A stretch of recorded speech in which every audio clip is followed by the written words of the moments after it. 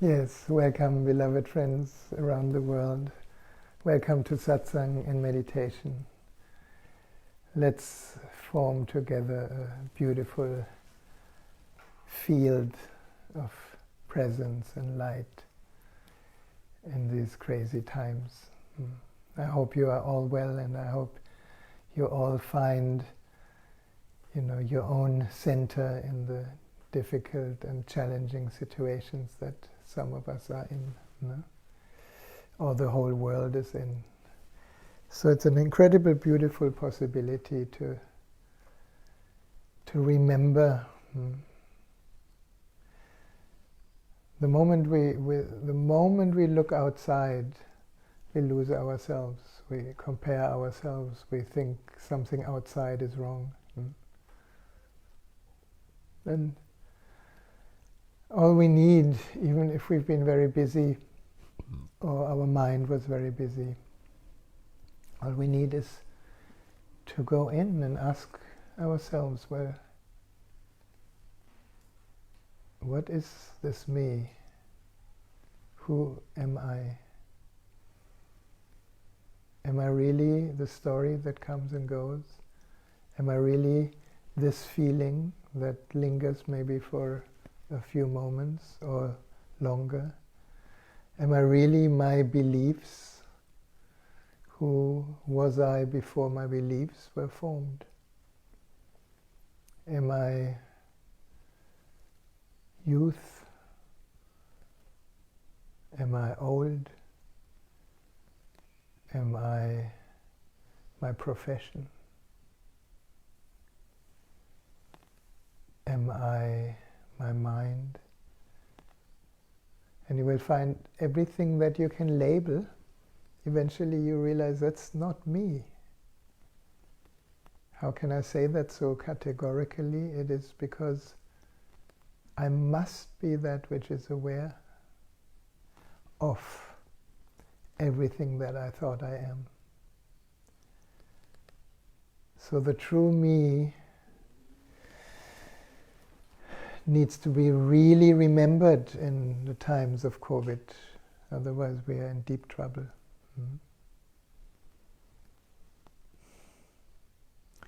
And there's so much change in the world and so much change in everything that we kind of felt so secure about in our life, that it's actually a wonderful time to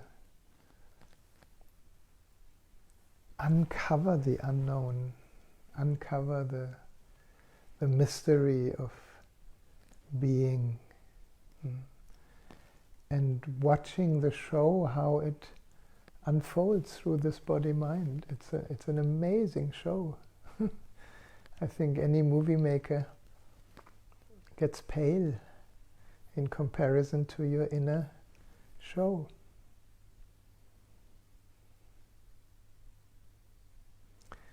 Shall we have a look what Lao Tzu says to this?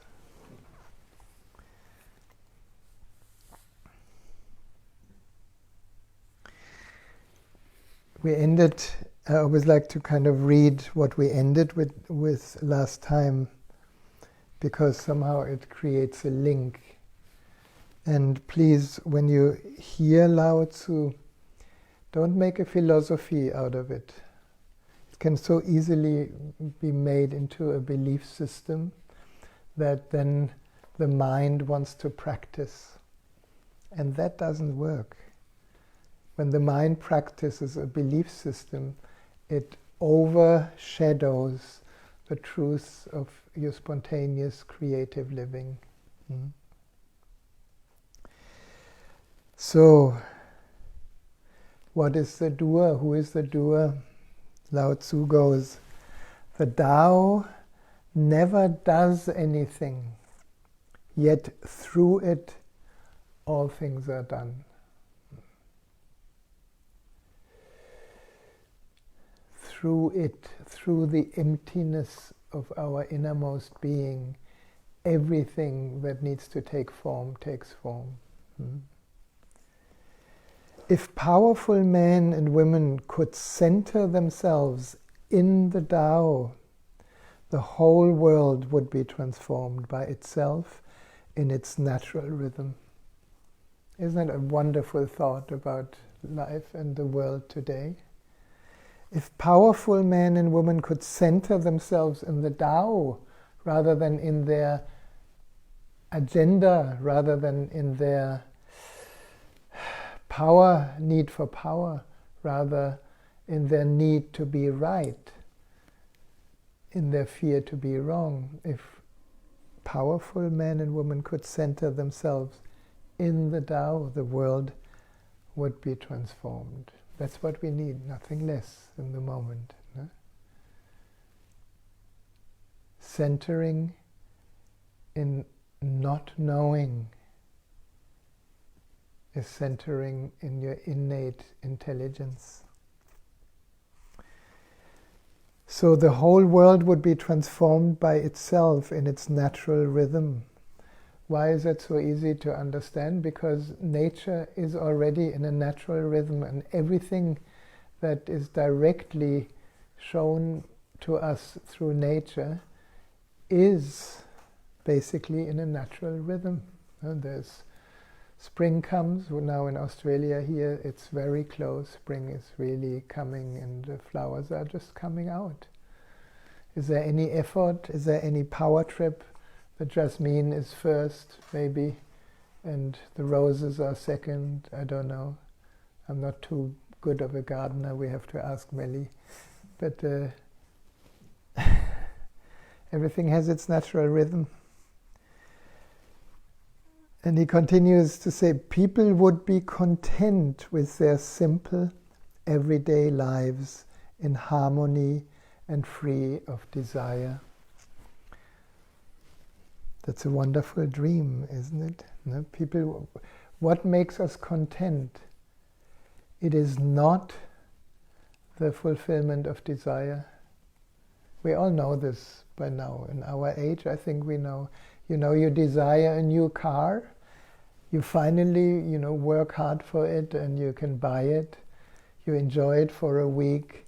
And then some idiot make a little dent in it and the whole new car is kind of a burden because you were so much identified with it. And then you have to desire something new. And the desire for something new always comes from a sense of lack. And the sense of lack always comes from a false notion that there's something that we are missing that can be fulfilled through a change of an outer circumstance.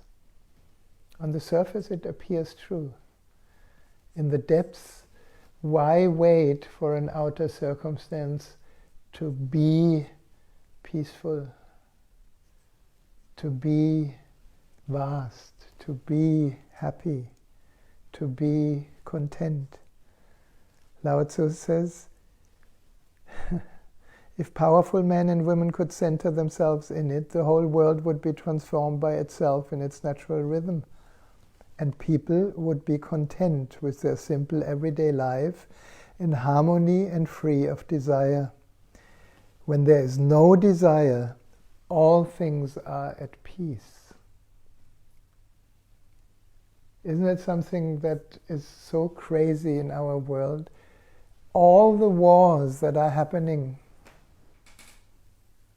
are actually an attempt to seek peace. Totally in the wrong place. No? It is the misbelief that peace is outside and peace can be won through winning a war, and it's always misery. So when there's no desire, when there's no lack, the desire comes from lack.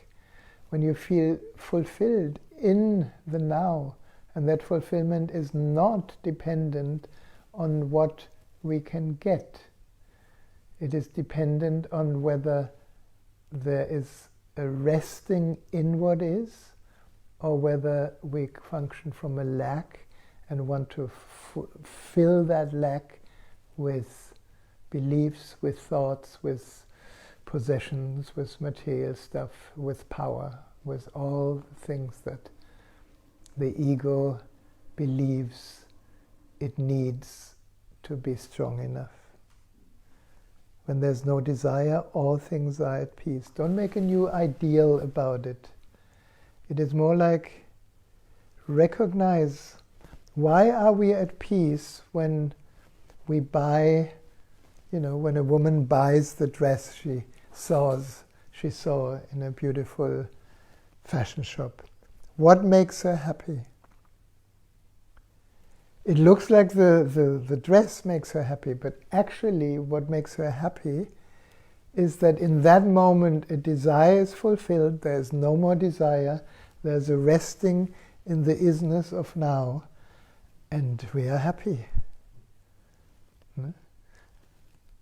Now, if we don't understand this, then the dress is maybe new for a few weeks or only for a few days, depending what kind of consumer person you are. And then it's not enough again. Then you need to look for a new kick, and then we become shopaholic. No, I need more. I need more. So now Lao Tzu goes really into the topic of power, and I think this is very, very important for our time now. Because those who are in power actually create an incredible difficult time for all the people in all these different countries that are told how they need to behave with the danger of COVID. Right or wrong, good or bad, we are getting, how you say that? In German it says we are being entmündigt. We are basically treated like children that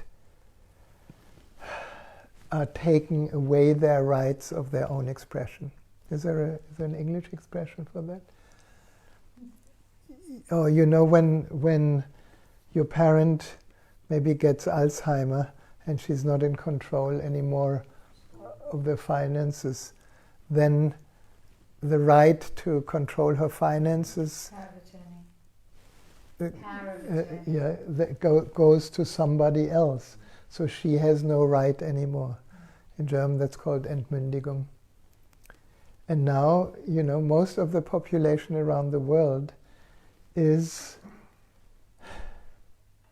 entmündigt. It's their own freedom of decision is taken away, all in the good intention that you have to get vaccinated, for example.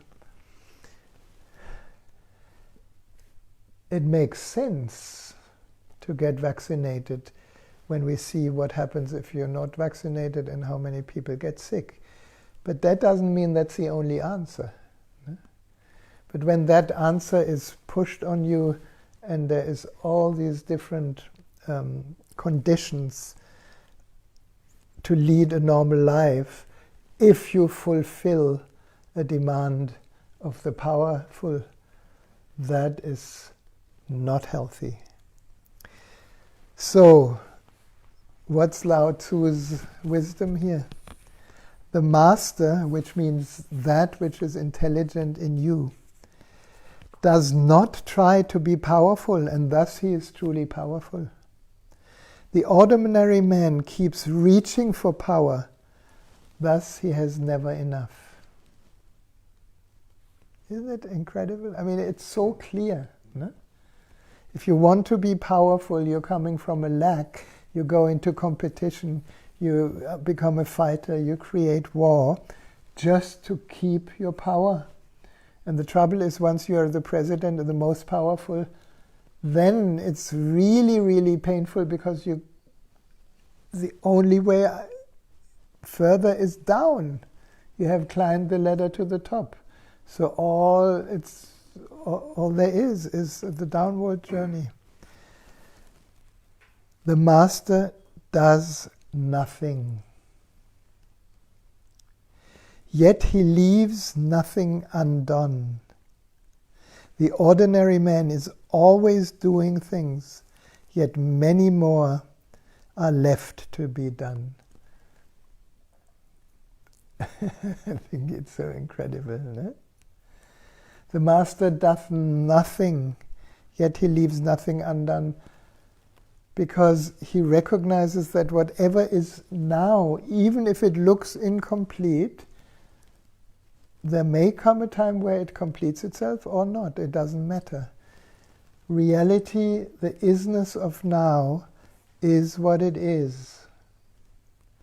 And that's why there's nothing to do. And then the ordinary man is always doing some things, yet many more things are left to be done. Can you recognize that in your life? It's like, oh, it's okay, I could relax, but I have to do this first, and I have to do this first. Actually, I should meditate now. No, but I cannot. I mean, meditation is such a luxury. I need to cook dinner. I need to prune the garden. I need to,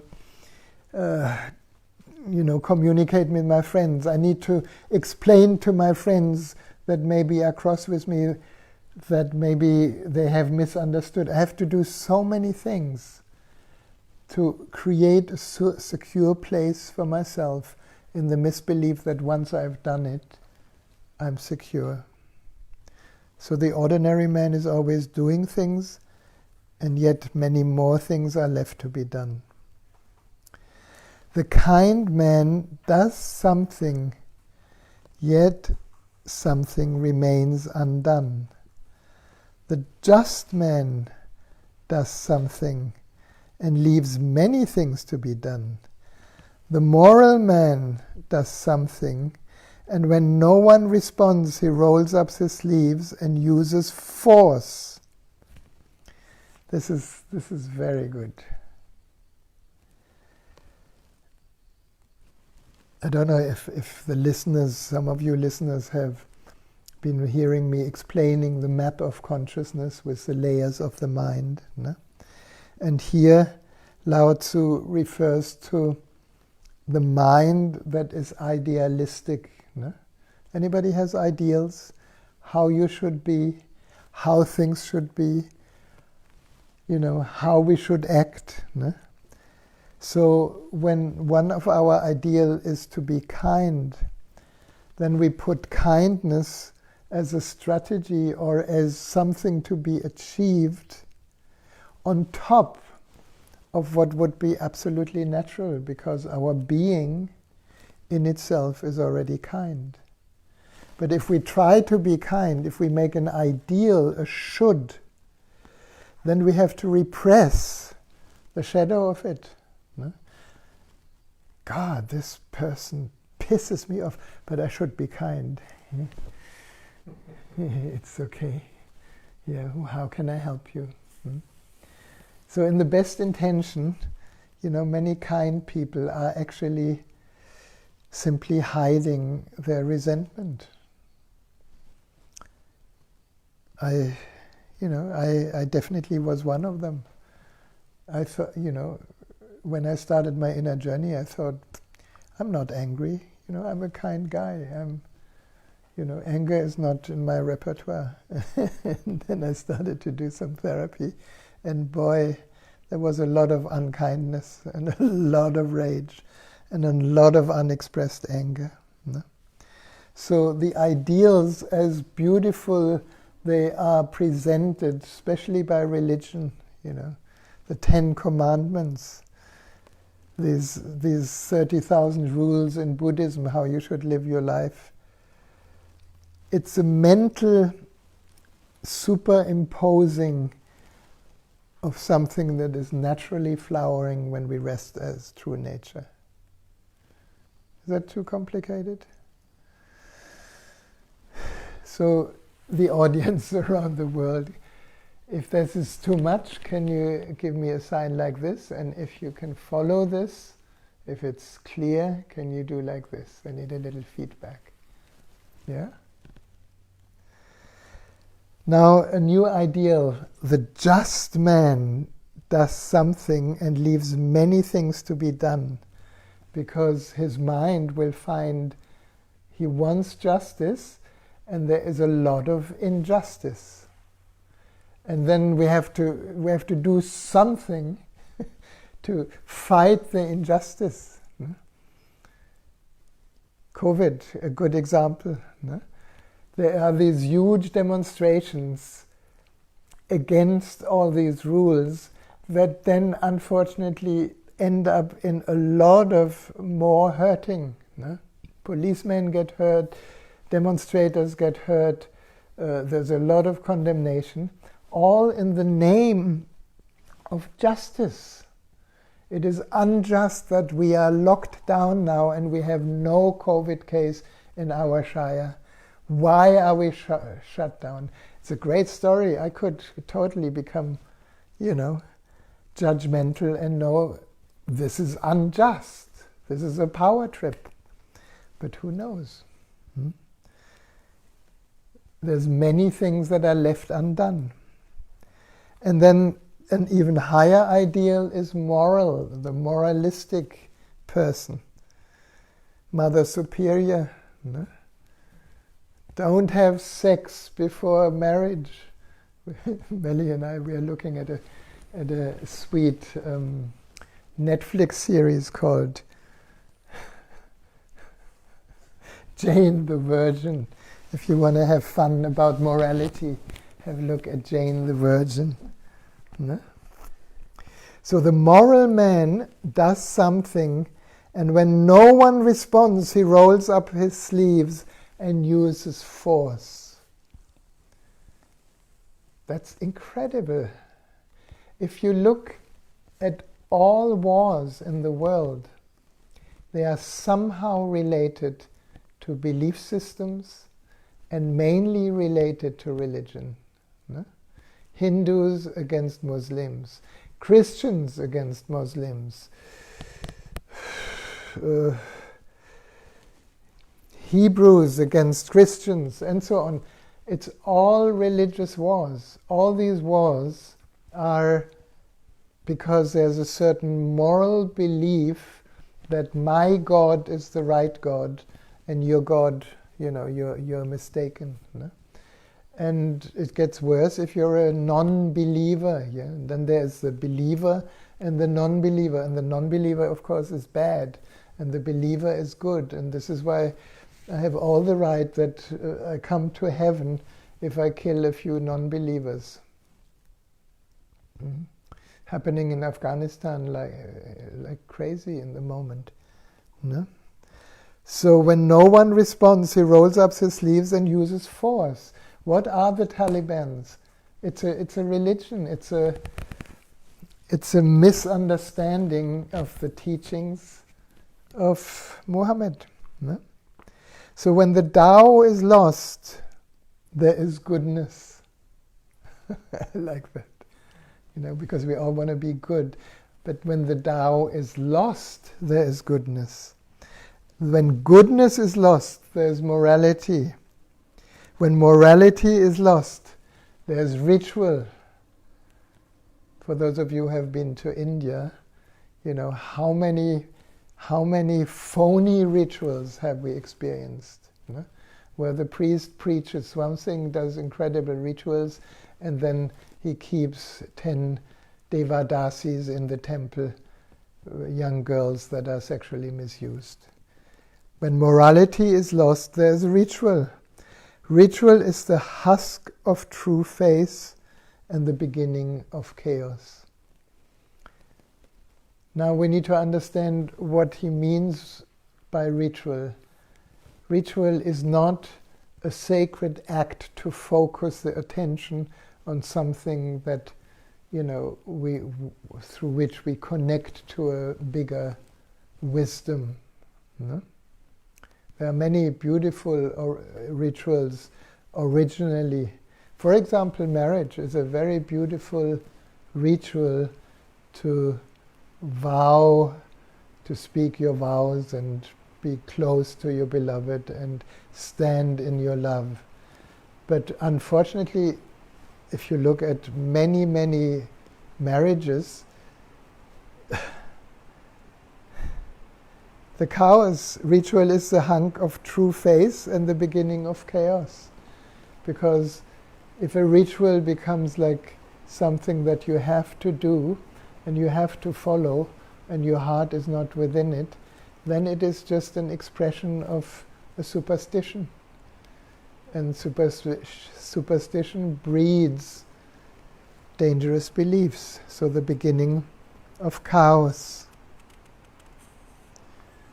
When the Tao is lost, we need to remember that when our awareness of that which we are is overshadowed by that what we should be, what we ought to be, what we don't want to be, what others should not be, then the fullness, the vastness of just being is overshadowed. And it's the beginning of chaos. Therefore the Master concerns himself with the depths and not the surface, with the fruit and not the flower. He has no will on his own. He dwells in reality and lets all illusion go.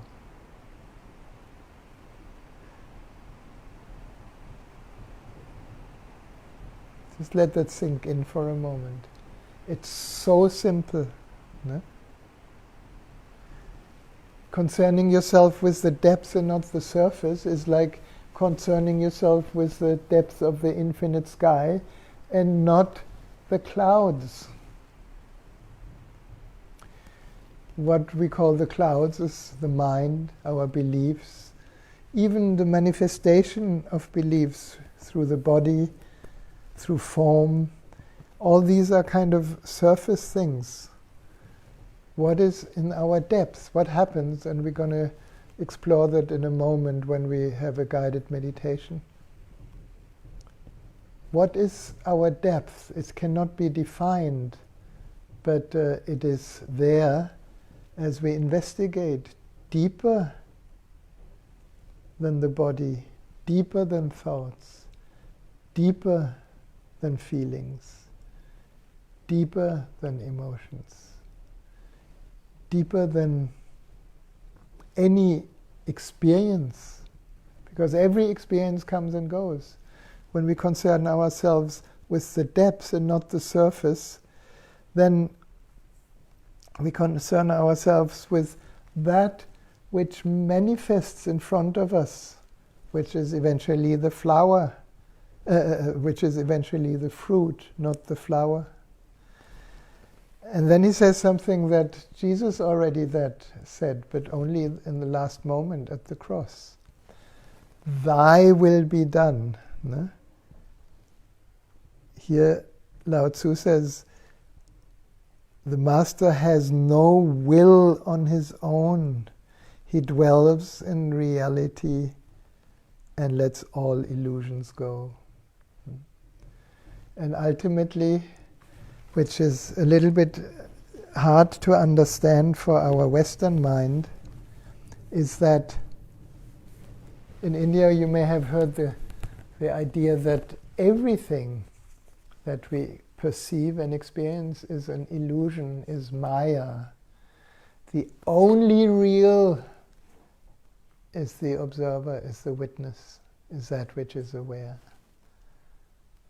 And that is the reality.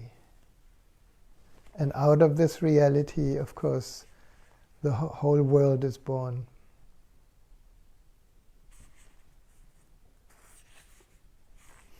I think we go on a little bit more,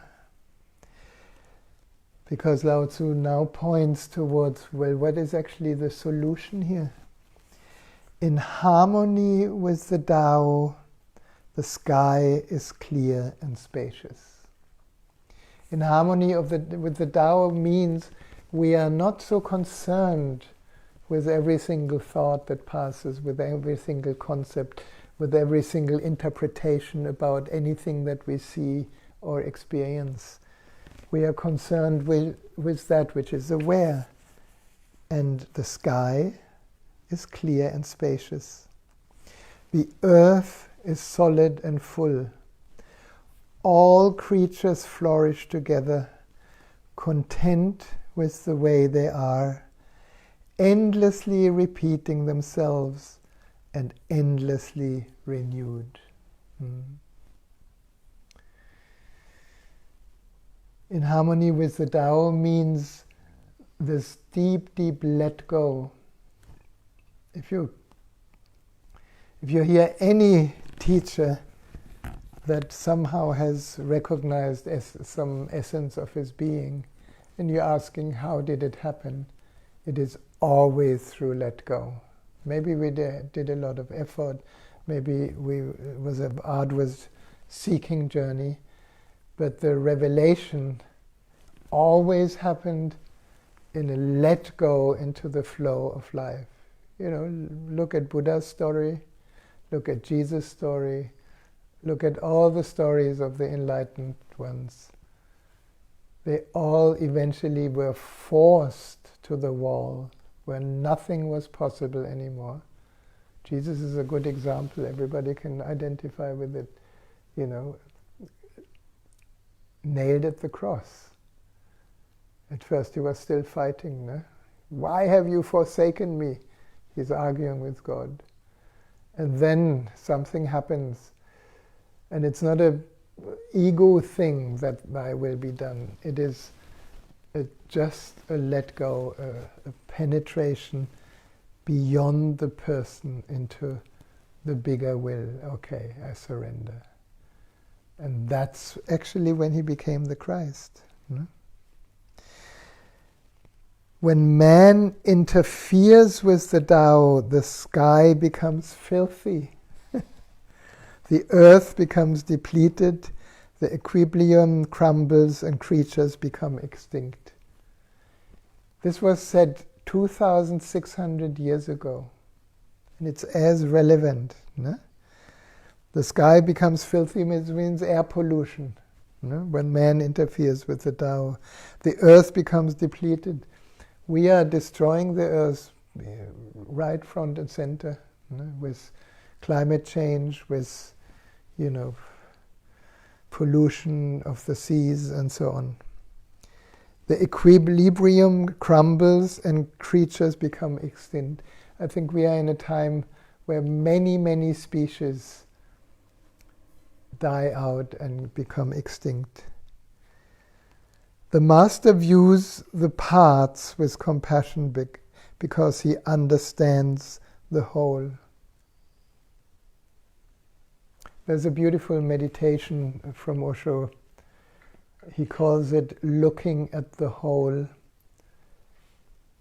or looking at an object more and more disappear and allow the object to disappear. Which means looking at the whole. Usually when we look at something, we look at details. And the moment we look at details, you can try that right now if you want to look at your hand, and you look at details, your mind becomes judgmental. It says, oh, the lines are a little bit deeper, or maybe my hand is dirty, or the fingers could be more slender. The moment you look at details, you look from a judgmental mind. Now try something else. Just let your eyes relax and see your whole hand and see the whole vision field around the hand. Everything that the eyes actually receive. That means we're looking at the whole. And then in the looking at the whole, everything in the vision field is already contained in the field. And that creates a certain relaxation in your heart and compassion. So the master views the parts with compassion because he understands the whole. His constant practice is humility. He doesn't glitter like a jewel, but lets himself be shaped by the Tao as rugged and common as a stone. He has that analogy, of, for example, of pebbles in a river that perhaps were at first quite sharp, but they don't try to kind of make themselves beautiful. But the Tao, the flow of life, shapes the pebbles in the most beautiful way. And they are completely natural and common as a stone. So when he said, when Lao Tzu says his constant practice is humility, that can be very much misunderstood. No? Humility is a Christian ideal, no? And there's usually among the good doers a big competition who is the most humble. No? Because then humility becomes a Christian ideal, but humility simply means you have no interest to shine as a special being, because you have already recognized you're part of the whole divine creation, and every single manifestation of the divine is beautiful, is what it is. No? So we can become rugged and common as a stone, and then we don't intimidate others. No? If you see, I'm again referring to Jane the Virgin. Her father is kind of like a famous actor, and he's very sweet because it's so obvious that it's like he just wants to be seen. He wants to be seen, and he tries everything to be seen. And everyone else that sees it is kind of compassionately looking at this narcissistic showman. No? Return is the movement of the Tao. Yielding is the way of the Tao. All things are born of being, and being is born of non-being.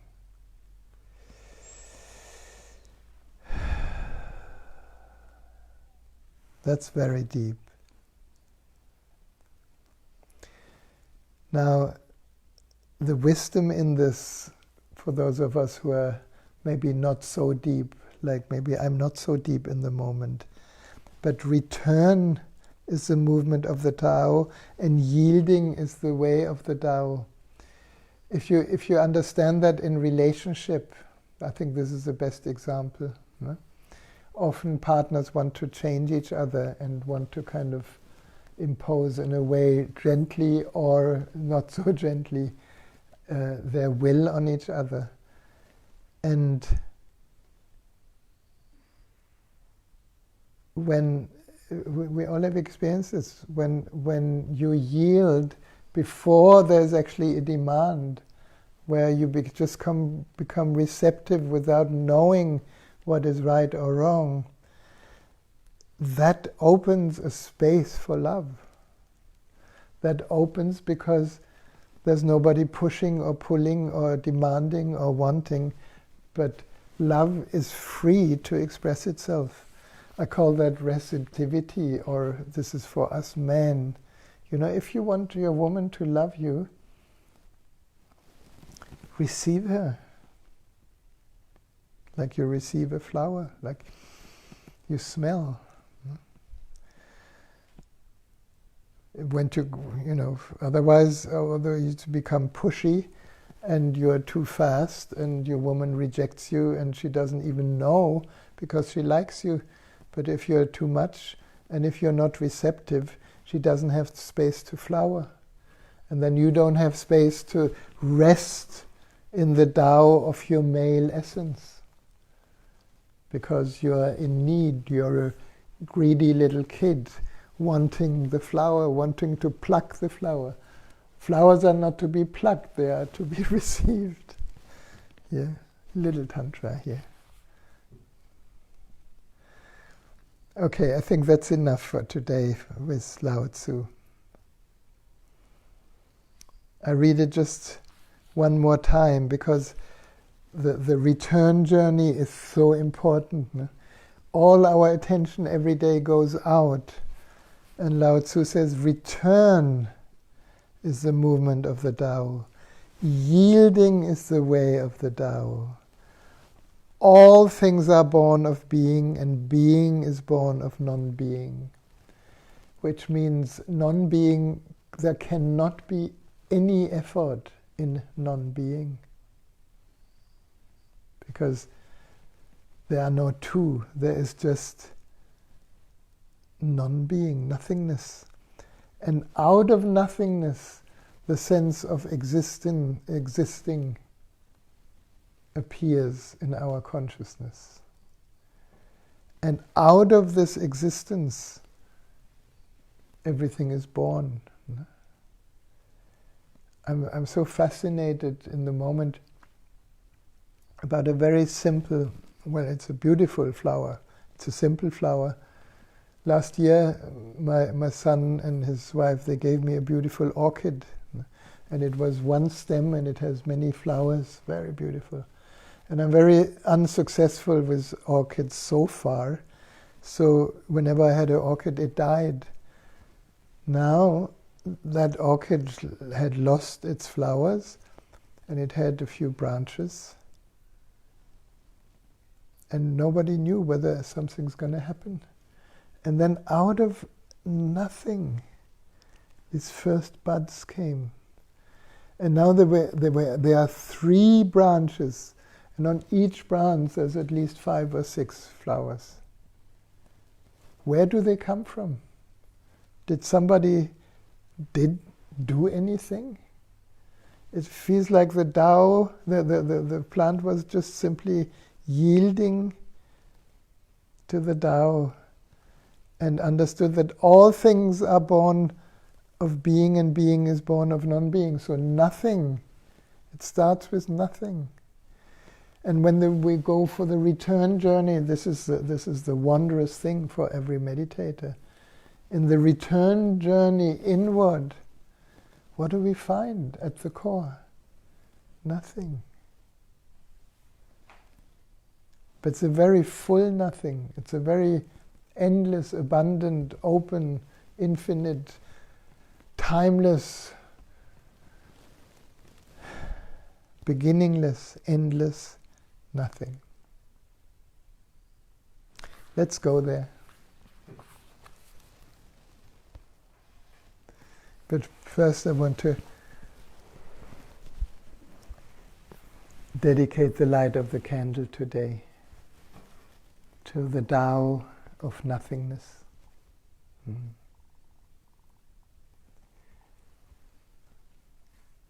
Buddha called his enlightenment nirvana, which is blowing out the candle, which is really the question, well, when the candle is out, where does it go? Where has it been? It goes nowhere. So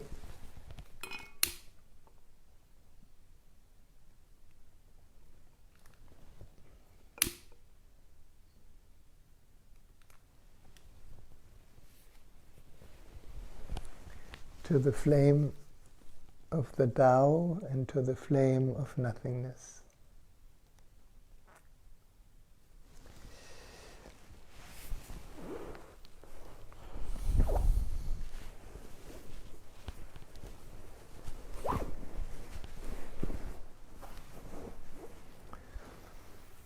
Now, I thought many of you have done this meditation before, but let it be new. I want to share with you the Atisha heart transformation meditation. It's a very beautiful meditation that is very helpful in these days because there's so much suffering around the world. And it takes the wisdom of nothingness, of the empty heart, to transform all suffering and allow it to melt into nothingness eventually, and then from nothingness into love and healing. So wherever you are right now, you can find a comfortable way to sit, preferably with your spine upright.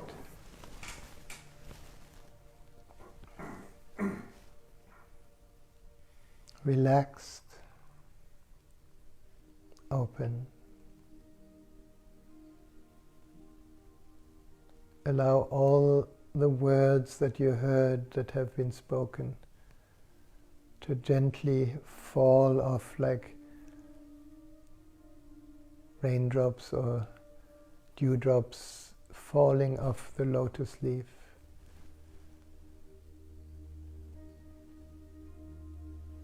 Taking a few deep conscious breaths.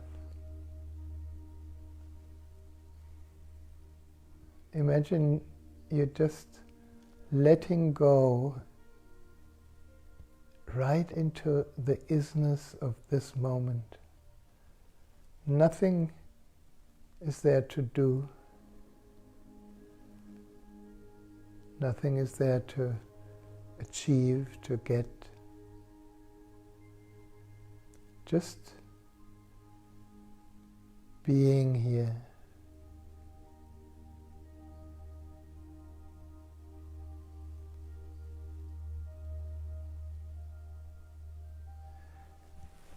And naturally, to deepen the presence, because perhaps your mind may be still full with the activities of the day, or maybe even full with trying to figure out what Lao Tzu just has been saying. Let it all go. And let your attention move to your body. Just feel your body sitting here. Feel where your body is touching the seat or the ground.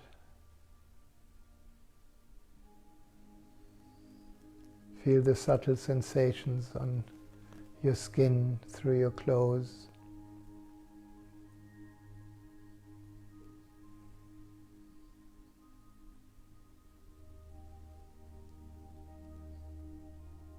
Feel all these different movements that are happening in the body. The heart is beating, the breath is moving.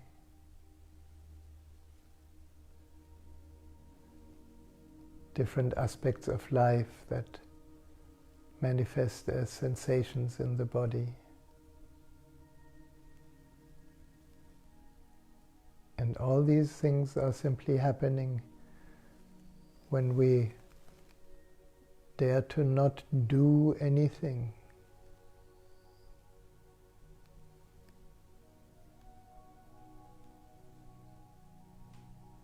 Body is here and things are happening.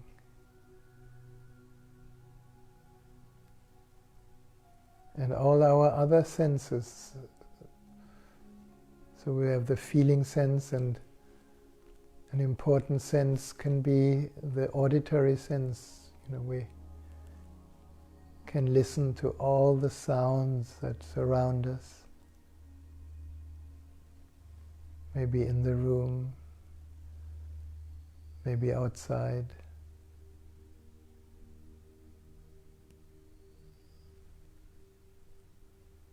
And you will notice wherever our attention is, on which sense,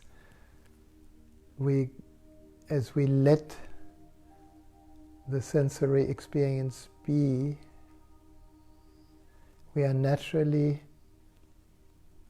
guided to the other pole. So, for example, when we are aware of sounds,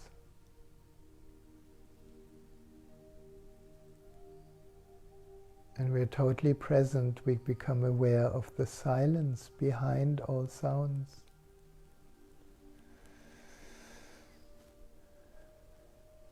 Or when we are aware of the different movements in the body,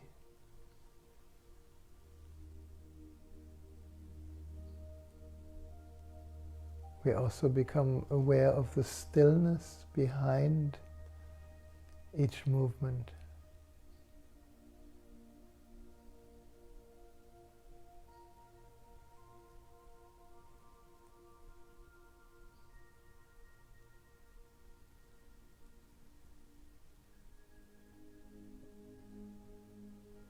And when we take the visual sense, even the eyes are closed. There may be light and shadow moving in front of your closed lids.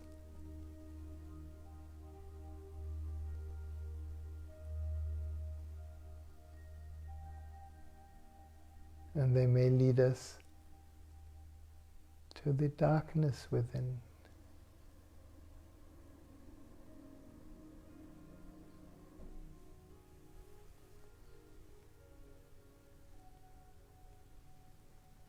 And now we can gently allow our attention to move to the heart. Just feel your heart.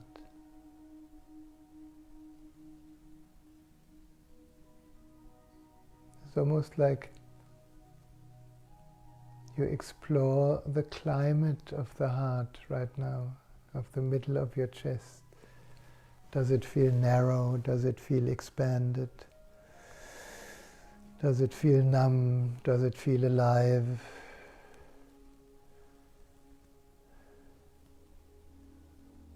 And don't judge whatever you find. Allow each in-breath to be an expansion.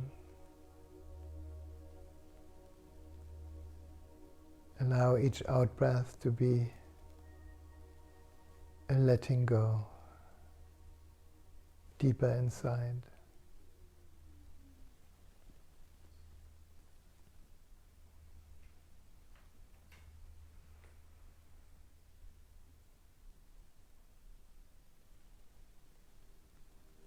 And like that we naturally melt. Our attention is like a light, like a pathway through which our energy flows. In day-to-day life, our attention is very often on objects outside of us. Very seldom on our inner state. In meditation, our attention can go deeper and deeper.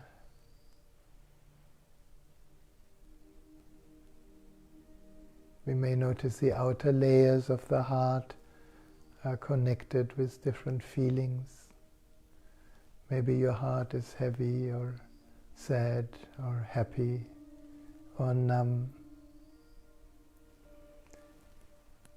And when we don't park in the feeling but allow the feeling to be another doorway opening within,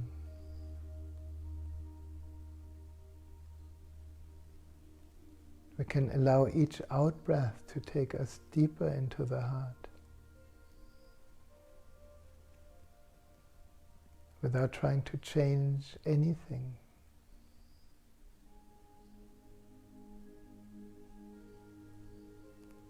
So we naturally melt deeper than thought,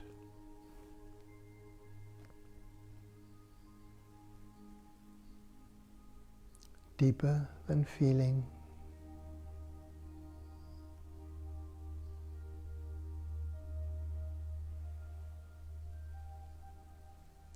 deeper than body sensation.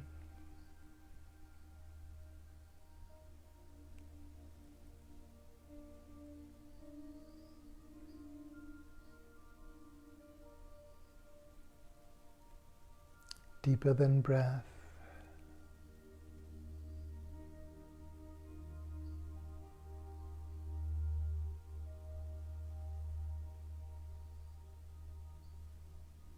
Deeper than heartbeat.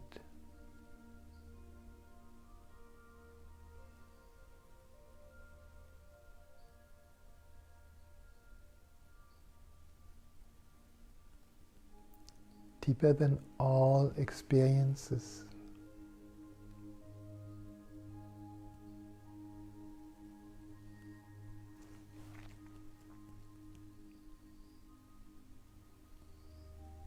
When we ask ourselves, who or what am I?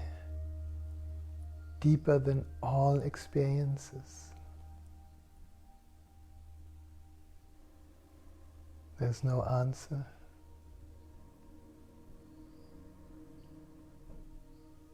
And yet I am.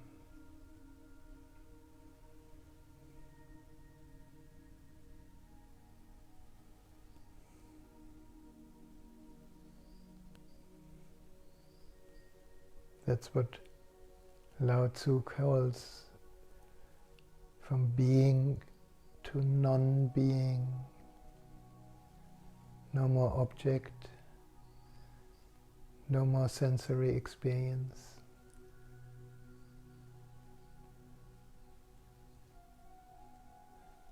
No content.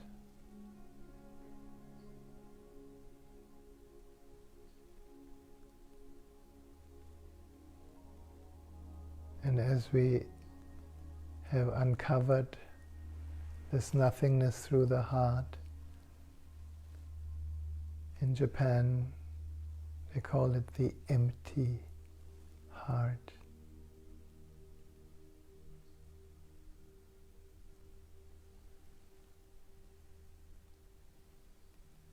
Now there's a deep, deep wisdom that may dawn within you right now, that on the journey inward we have not tried to rearrange or fix or heal anything. And yet the empty heart is like the infinite sky that can hold everything. The eternal Tao. And when we understand this on a very deep level, we can invite all our troubles, all our sufferings, all these stories that keep us separate, and we can invite them into the sky. It's almost like the sky invites thunderclouds that were hidden in the valleys of the mountains. And the sky says, come into me. So you can allow your heart to say to all your different sufferings, to your fears and anxieties, come into me, I'm the sky. And you can invite your fears riding on the in-breath, entering the heart, flowing through the heart, and naturally dissolve in the empty sky. It's a law of nature. And then the out-breath can take the flowers of emptiness with itself, the joy, the healing, the peace, the love. Breathing out blessings and allowing these blessings to fill those areas in our psyche that were occupied by suffering. It is such an old wisdom, and yet it is almost always overlooked. That suffering changes into happiness simply by fully absorbing it into the heart. You can try this. If you're aware of any sadness or fear or betrayal or disappointment or hurt, you can invite it riding on the in-breath, flowing into the heart. unconditionally allowing the heart to absorb your suffering. And in the empty heart, it all evaporates, just like clouds simply evaporate on a sunny day and relieve and reveal the sky, the empty sky. And then the out-breath can carry the blessings of peace, of healing, of silence back into the body-mind.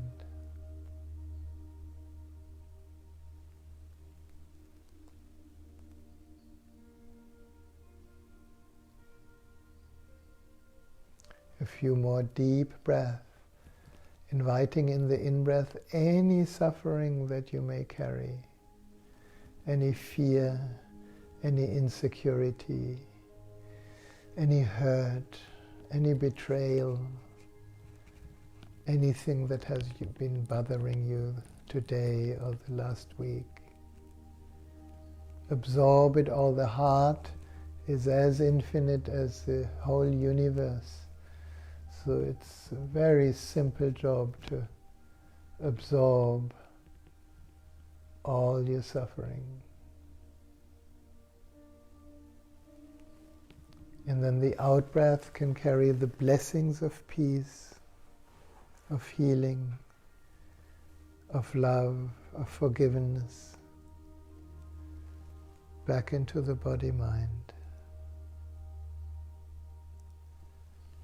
So breathing in suffering, breathing out blessings.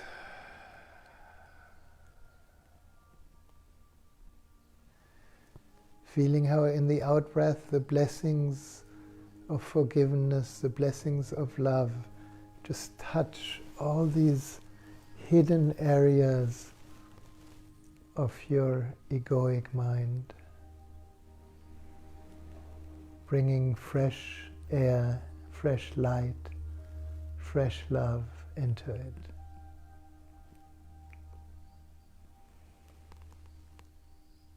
Breathing in suffering,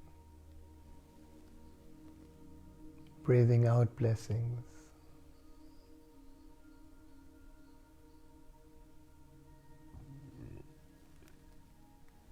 And when we get familiar with this powerful healing of the empty heart, we can understand that the empty heart is not personal anymore. It is not me. It is one heart, one field of love that we tap into.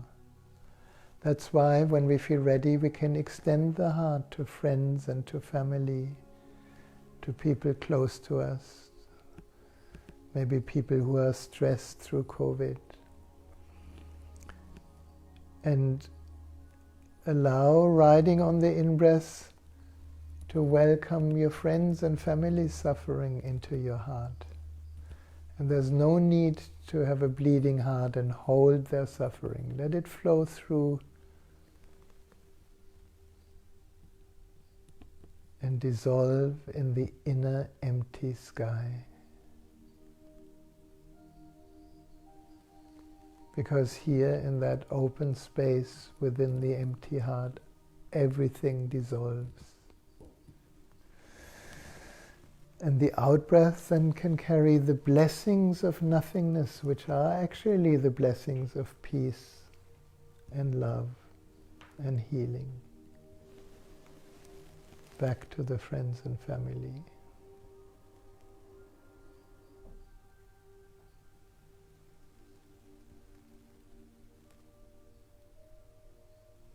Especially when you have somebody who is close to you, somebody that is maybe in pain or maybe about to die from COVID or other sicknesses, or anyone that got hurt through any misunderstanding. Just allow your heart to be unconditionally receptive. It can absorb anything and transform it into its natural quality, which is healing, love, peace, and silence. And the out-breaths can carry these blessings back to your friends and to your family. And let's take a few more of these deep breaths, absorbing suffering, breathing out blessings.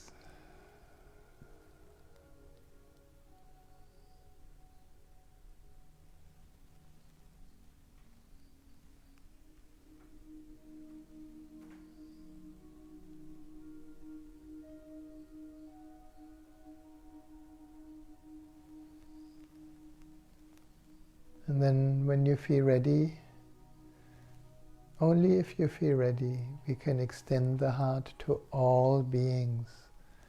Because on the level of being and non-being, we are one. So the infinite heart within can welcome the suffering of all beings. Allow it to ride on the in-breath like a stream entering your heart, flowing through your heart and evaporating in the empty sky. Just like even the thickest thunderclouds evaporate on a sunny day. And the out-breath can carry the blessings of healing, of peace, of love back to all beings around the planet.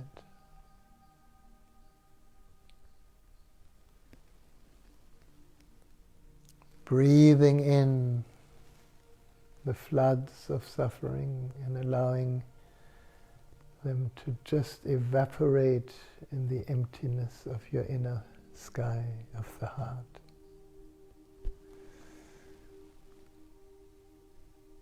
And the out-breath carrying infinite blessings to all beings.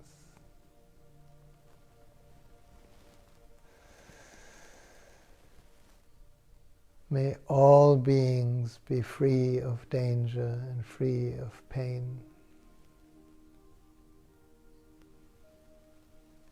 May all beings be free of suffering. May all beings remember themselves as love and peace.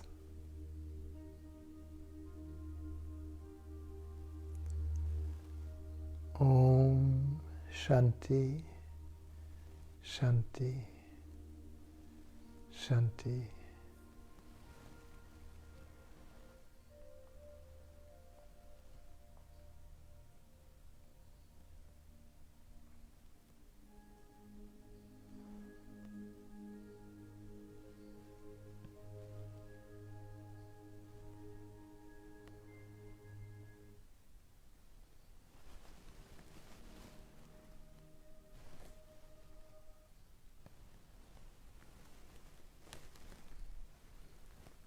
And then we're going to just sit silently as the sky. Whatever comes, let it come. Whatever goes, let it go. When you have a choice, rest your attention on the infinite space of that which is aware.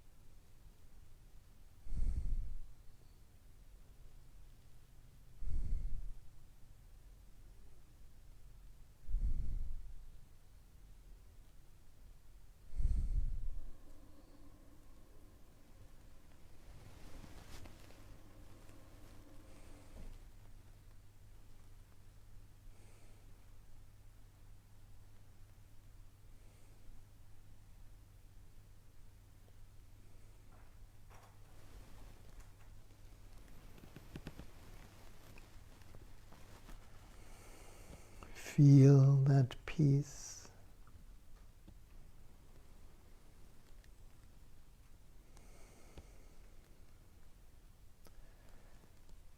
Feel how it is the background for everything that happens.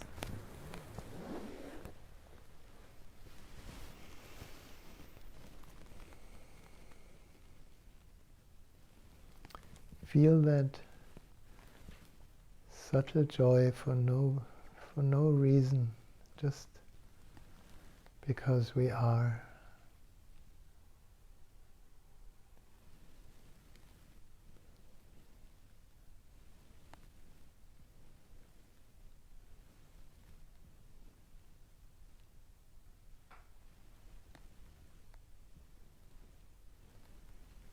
Feel the gratitude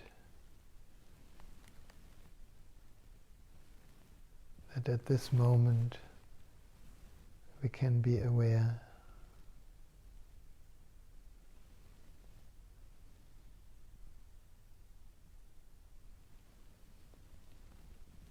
And we can take a few deeper breaths, gently coming from that infinity and inhabiting the body again.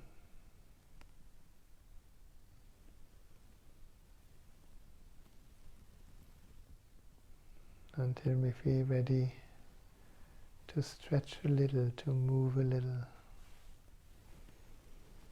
and to find a good moment to open our eyes to a completely new moment here.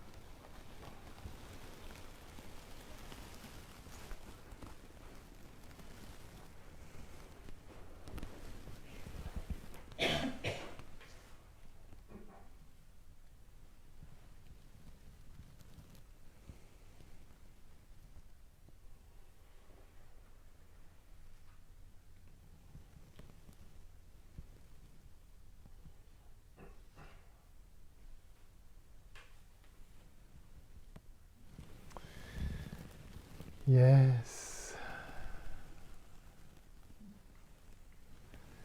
Is there anything around the world that you would like to comment or to ask, or anything that popped up for you that you want to write in the comments? Trust yourself if there's anything that maybe we can clarify or bring our attention to.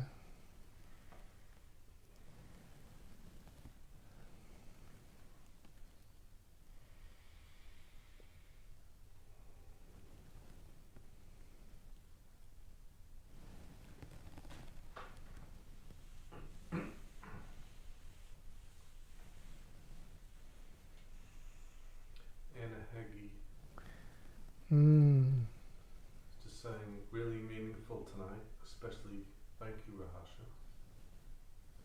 Anna, yeah. You're very welcome. I think it is meaningful if we just remember this meditation, then it creates a field.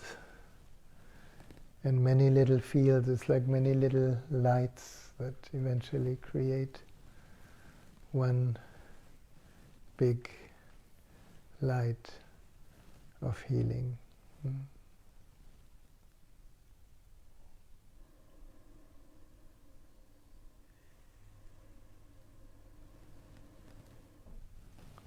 there anything else? Just more thank yous. More thank you. I think then I join all the friends with the thank yous.